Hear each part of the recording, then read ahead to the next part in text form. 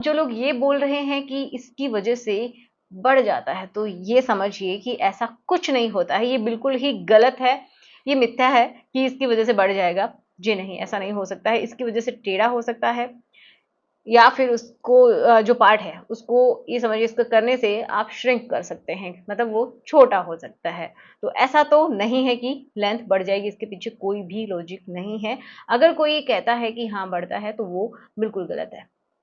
अब हम बात करते हैं कि टेढ़ा या फिर श्रिंक कैसे हो सकता है, उसके पीछे की मैं आपको बात बताती हूँ। देखो, जब आप करते हैं, बहुत हार्ड ग्रिपिंग होती है, या फिर किसी भी हार्ड सरफेस पे करते हैं, किसी भी तरीके से ये समझो कि आपने इंटरनली उसको डैमेज कर लिया, आपको एक बार के लिए बहुत दर्द हुआ और फिर धीरे धीरे ठीक हो गया, तो आपको लगा सब ठीक है, कुछ नहीं हुआ है।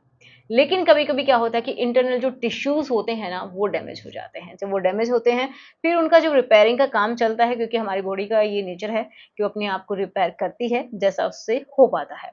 तो जो टिश्यूज जो डैमेज हुए हैं, तो जब वो रिपेयरिंग का उनका काम होता है, तो वो जो हिस्सा है वहाँ का, वो थोड़ा-सा हार्ड हो जाएगा, एंड दूसरी साइड से वो आपको ऐसा दिखेगा कि इस साइड में झुक गया है। मान लीजिए कि यहाँ का आपका जो पार्ट है, वहाँ पे ये समझिए कोई भी अंदर की साइड में इंजरी हुई है, तो ये इस तरीके से टेढ़ा हो जाएगा, ठीक है? तो ऐसा होता है। ओके?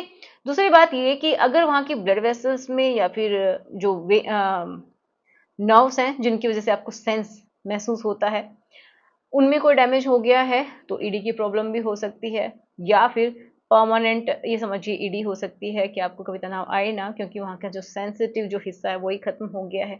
उसकी वजह से तो आपको मैसेज मिलता है, आपके उस पार्ट में जाता है कि आपको कुछ करना है, ठीक है? आपको कुछ फील होता है, तो वहाँ पे वो नहीं होगा, ब्लड का फ्लो भी वहाँ पे नहीं जाएगा, तो ईडी हो जाएगी।